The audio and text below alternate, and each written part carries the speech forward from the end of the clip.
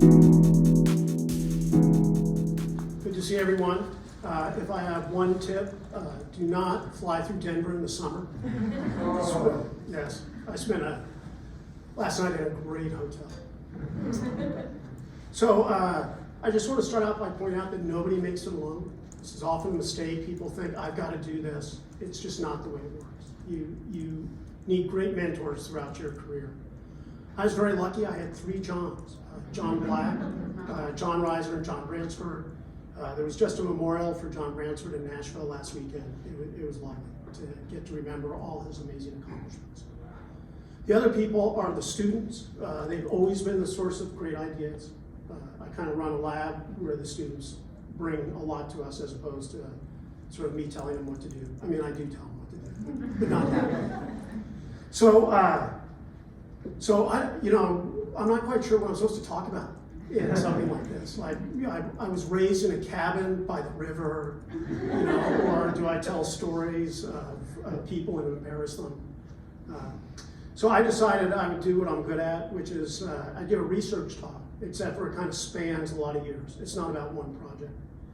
And I could have talked about the challenge of transfer, but not today. And I could have talked about technology and learning and things like that, but not today. I really want to talk about something I've just been chasing for a long time. And this is the relationship of the perceptual motor system. Your bodies, your eyes, they're kind of the same thing, your bodies and eyes in a way. So we call them one system. And how it relates to symbolic thought. So the kind of questions I've been asking is, can perceptual motor activity produce new ideas? Do hands-on activities improve learning? Do logic and math depend on perceptual processes? So it's sort of the space of questions. So embodied cognition, clearly the body and the mind interact. So if you're thirsty, it takes over, right? Your body's really taking over your mind. And then if you worry, you can't go to sleep. Right? And so it's clear they interact. So a more scoped question is about the origins and operations of symbolic thought, and how does the body contribute to that? So you get examples like spinning in a chair, where you feel yourself thrown out, is how you understand the rotational torque formula. Or hand gestures. This was a big thing for a while. The kids, when they're doing hand gestures to show balance, they're about ready to understand equivalence in an equation. Or one of my favorite is our notion of sets comes from inside versus outside our body. I always thought that was a reach. So my approach to this is see if I can catch the moment when perceptual motor experience influences, shapes symbolic ideas. And then of course, because I care about education, I want to test these things by trying to improve learning in regular classrooms. So there's about 15 years of false starts on how to ask this question. So my first notable study, actually, out of graduate school, published several years after I graduated, because it took a long time to learn how to write, was this question. So I'd go up to people and I'd say 4 gears are in a horizontal line, so each gear is touching its nearest neighbors, sort of like a series of quarters touching each other. If you try to turn the gear on the farthest left clockwise, what happens to the gear on the farthest right? And so I'd let people work on, you can solve this problem.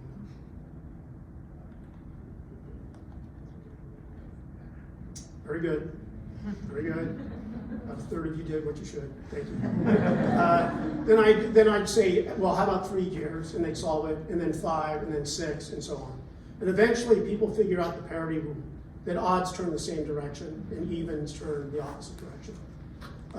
Then I would give them this new problem. 5 gears are arranged in a circle, so that each gear is touching its nearest neighbor. You try to turn the top gear clockwise, what happens to the gear just to its left? So I'll let you work on that one for a second.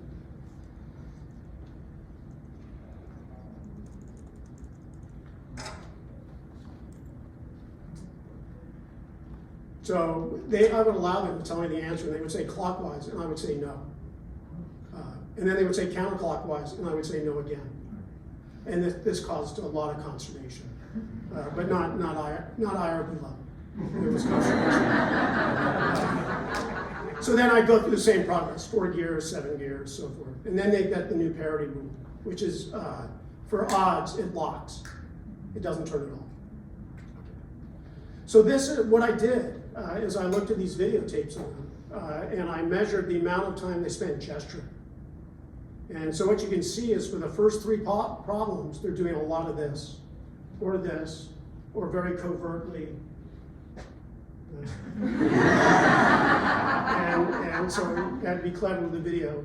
And then suddenly it disappears to the point where they don't gesture at all. Right? And so they've induced the rule. So at first they're using their body to solve this, and then suddenly they stop. Then they hit the closed chain problems, and they're using their rule, and I tell them no, and then suddenly the gestures go crazy again. And then what happens is about half of them figure it out, and the rest just keep gesturing. And you see, it's interesting because you see people never figure out the rule, and there's like one problem that's 12 gears, and they're going like this. You know, and then they start further over.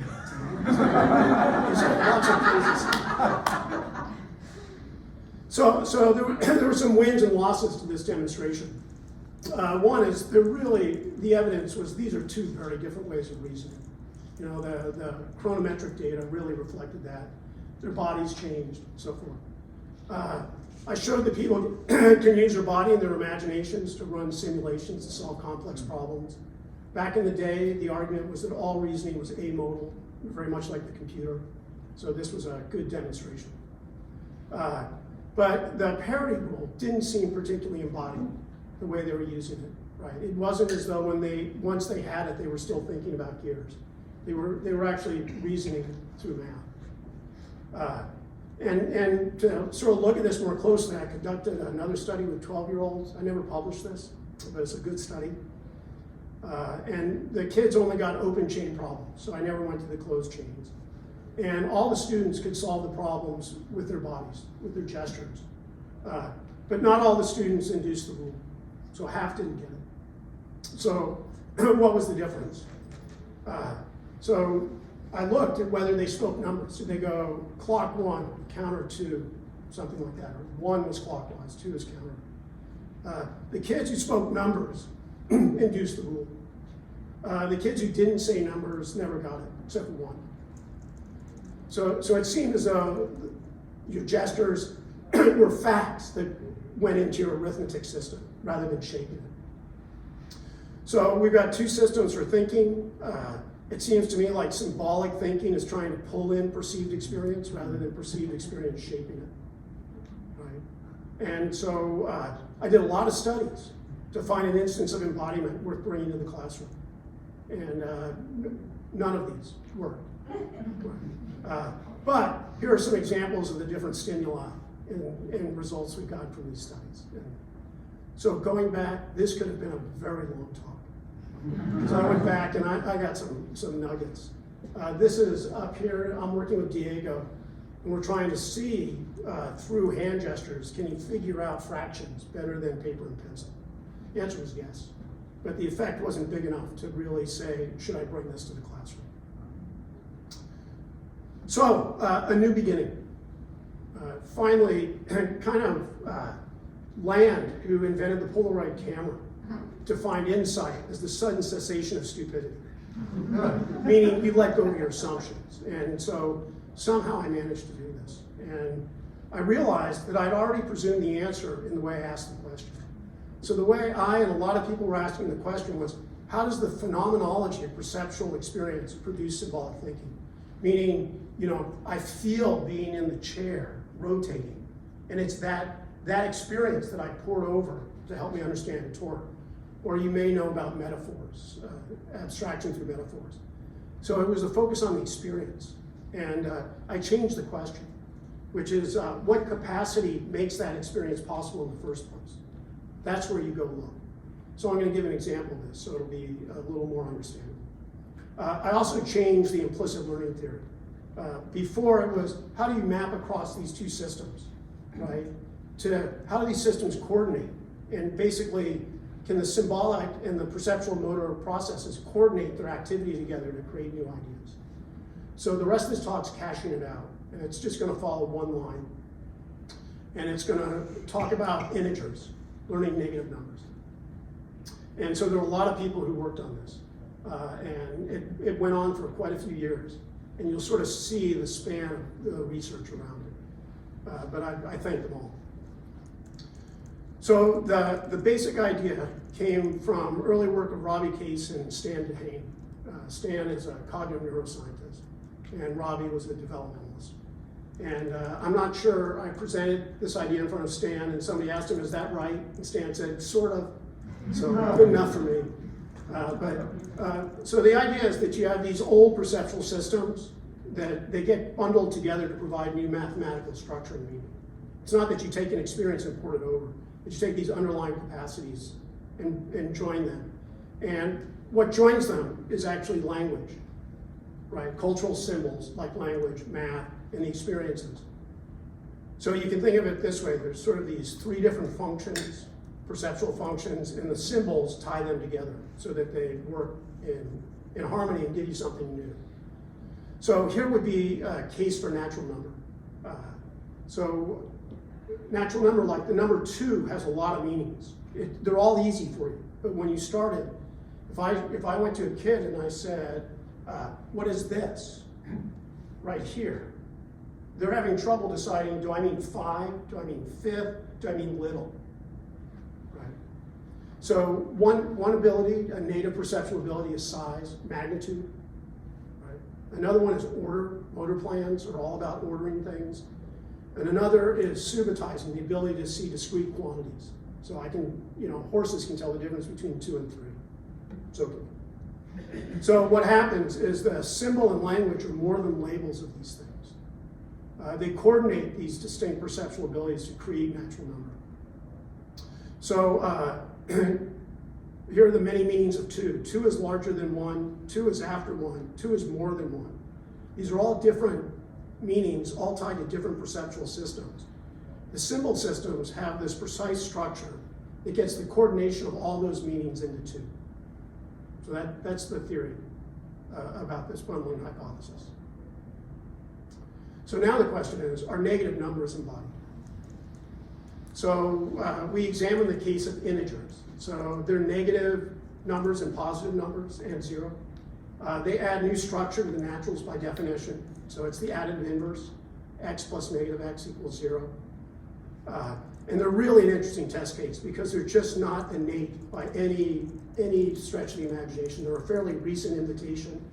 People used to think negative numbers were infinity, something like that. And they're not constructed from experience in any obvious way. You just, when you're walking in the forest, you don't bump into negative objects. And above and below, you might try that one. Problem is, they don't cancel. So they'll give you x, negative x. So you buy it, it's a good case. How do people learn something as abstract as negative numbers? So I'll give you the punchline. Punchline is symmetry. Symmetry is new perceptual feature that you integrate into your natural numbers, and it gives you the negative numbers. So it's a very fundamental capacity. And now I'm going to drag you through how I reach this. So the first hints were from embodiment, and so I need to back up a little bit to the symbolic distance effect. So here's 4 and 3. Your task is to press the side of the larger number. Right, so yay, 4. So the way it works is people get lots of pairs and we measure the reaction time. So you might get 3 and 4, and you choose 4, 8 and 9, 3 and 9, 1 and 9. And so the way this works is people are relatively slow at 3 versus 4. They're slower for 8 versus 9. They're fast for 3 versus 9. And they're a lot faster for 1 versus 9. Okay. And so when you map it out, the reaction time is the same profile you get when people judge perceptual magnitudes like sounds, like ba versus ba, right? And you ask them which is louder. As they get further apart, people are faster. It's an easier discrimination.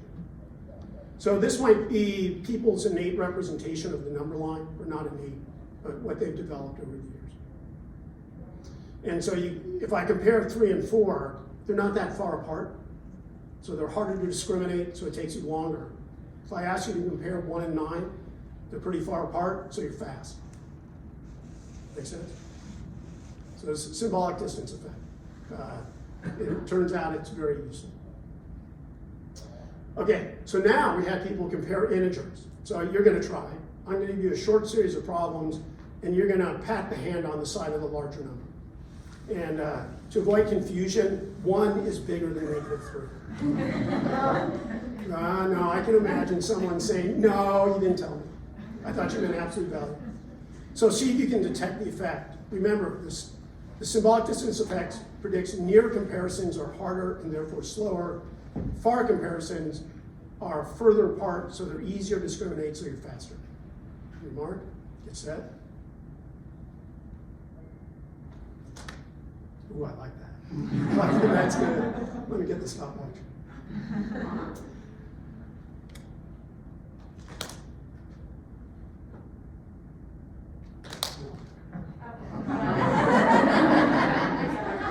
So we normally give people like 10 to 20 practice trials because you're all going for, yeah.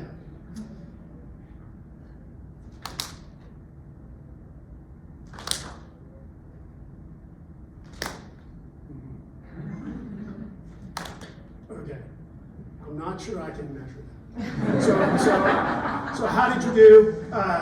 This left-right interference where 8 might be on the right side versus 0 on the left side. It goes away after a while, and you can control for it. But if I said the words to you without showing them, you get the exact same effect.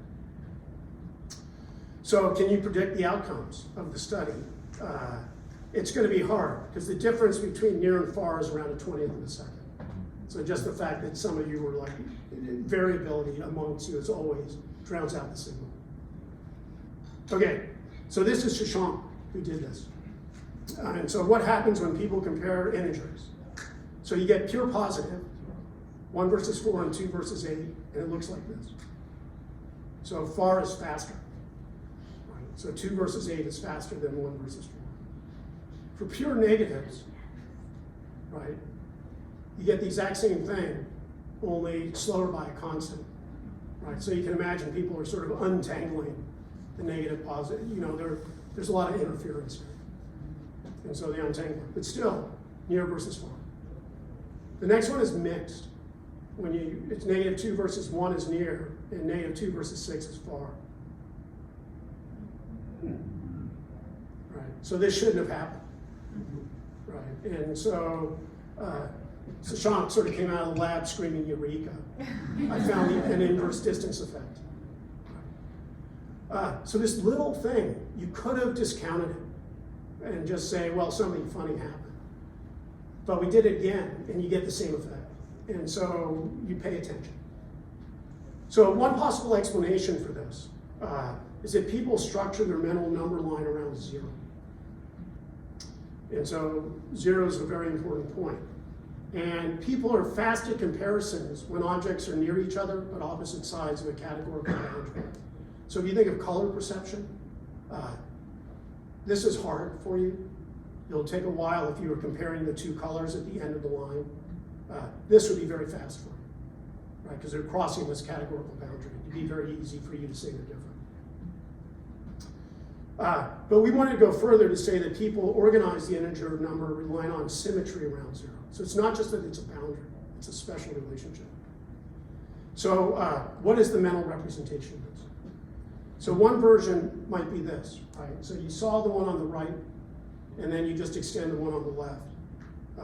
So it doesn't work very well, because far, 6 versus -2 is far, it should be easy, right?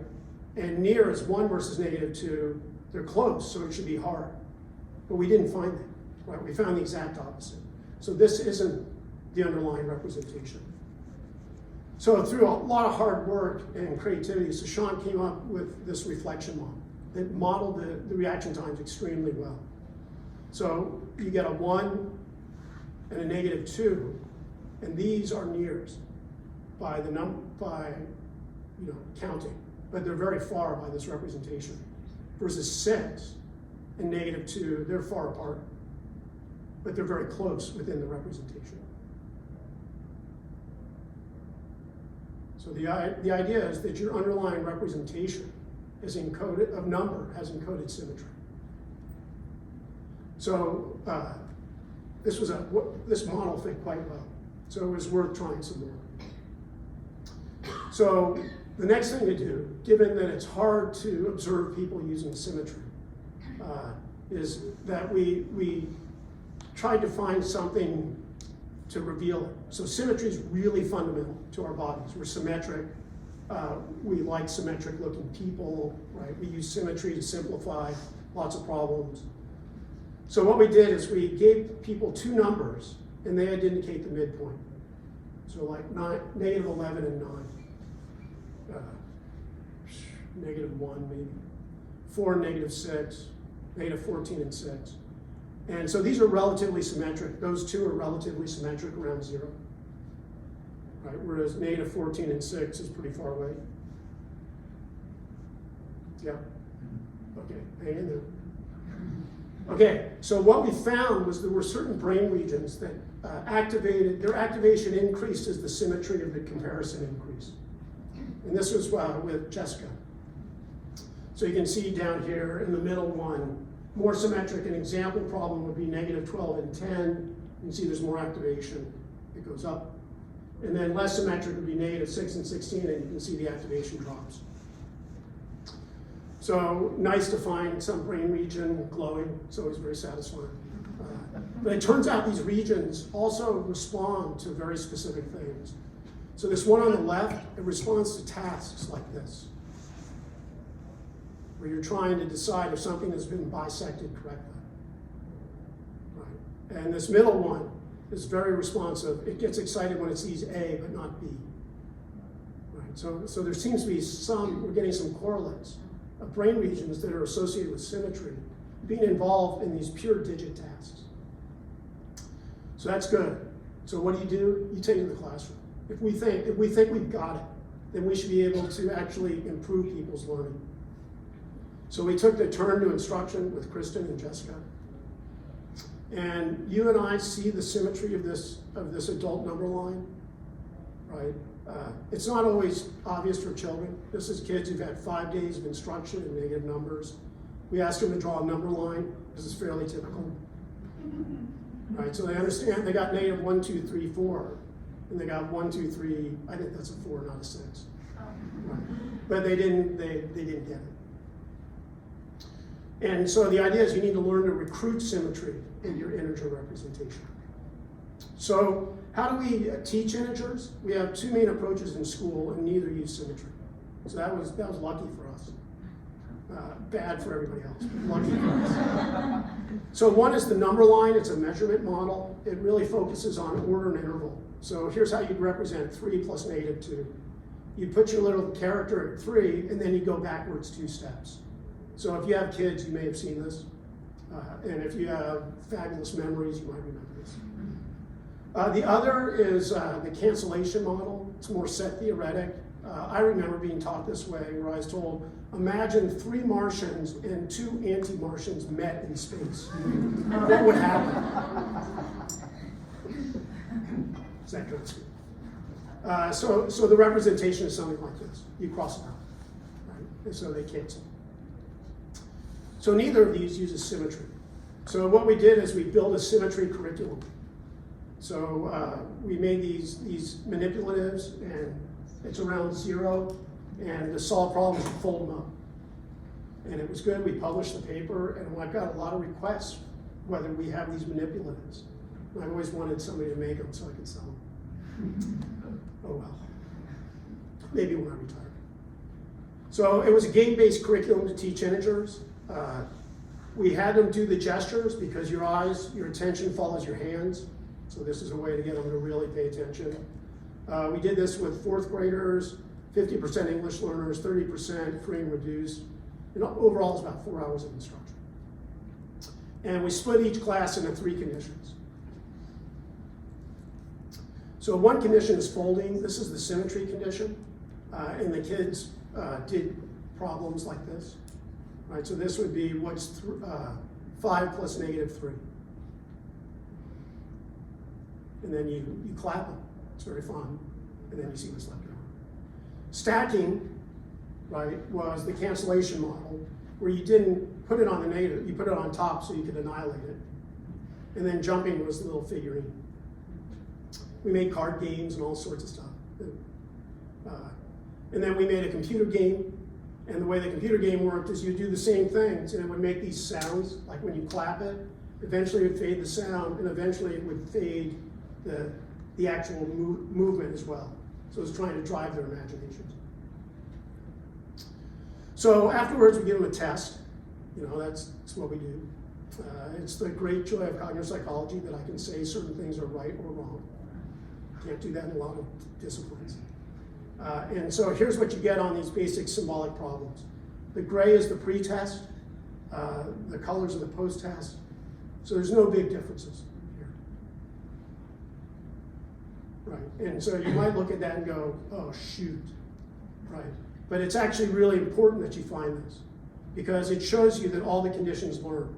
It's not like we were nicer to one group of kids than the other, which is always a threat, these sort of halo concerns. So all the forms of instruction work. The difference should appear on conceptual tasks that really need a well-structured understanding. And so the students received 4 problems, and you'll see some of them were nasty. So these are kind of mental model problems. You need to really organize negatives and positives. You don't have to solve it, but you can see what I did to these poor kids.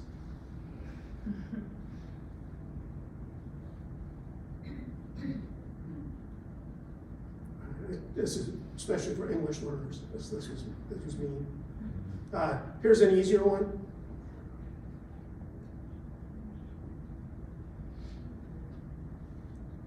Right, and so do they just use the symmetry to solve it? So it's pretty direct.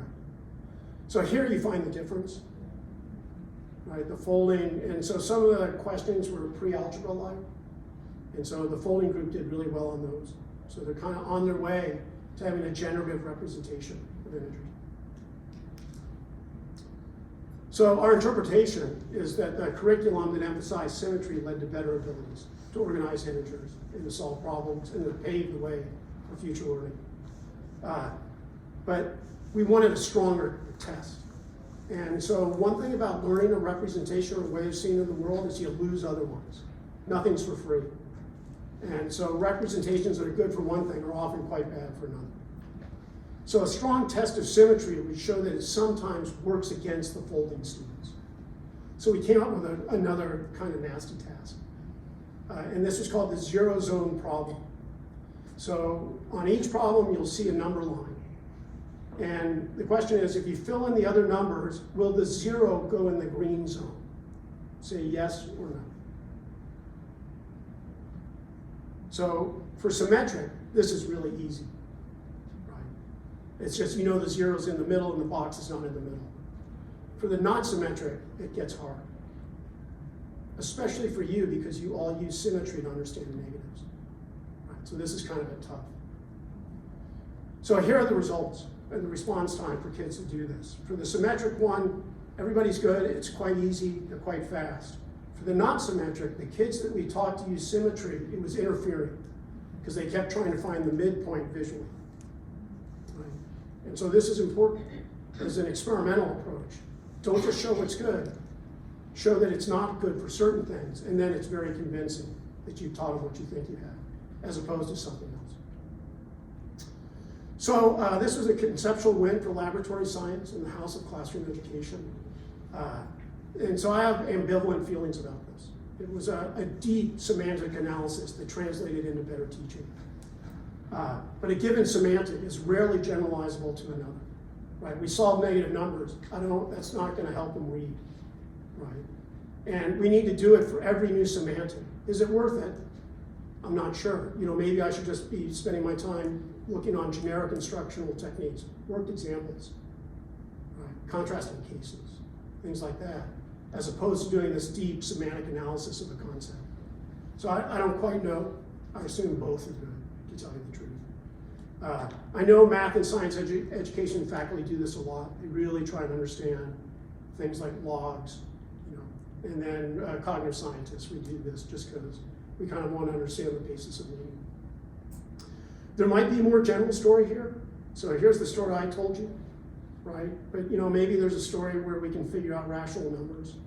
They're just a devil, fractions, they're just a devil. You know, if we could get a handle on that, it would really help. I think that would get people in HCI to redesign the world so there's no more fraction. Well, just so much trouble.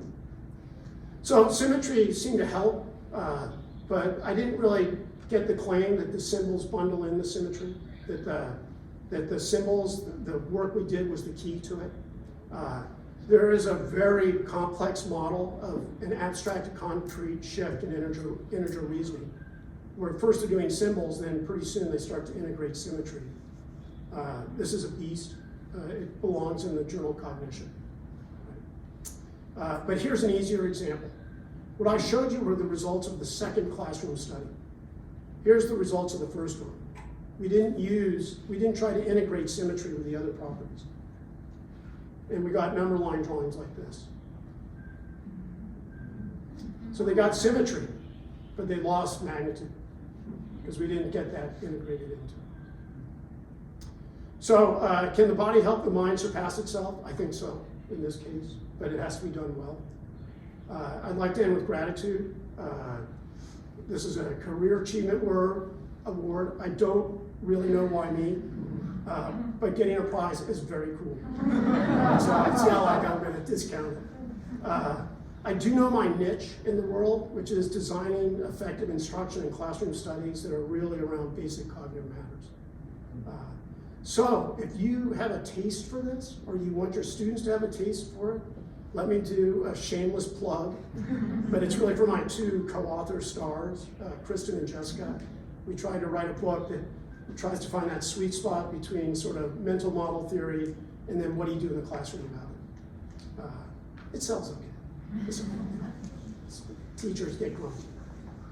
Okay, and then I really need to honestly thank Sashank Farnham. I'm sure he nominated me for this, and he's very convincing if you get to know him. But also, he's shown up throughout my career, right? He was at Vanderbilt early on, and then at Stanford. And every time I come to him with this problem, and he would sort of give me a big, new, bold idea. And so he's largely driven this work forward. So thank you very much, Sashank. And all your students, you're very welcome. So thank you.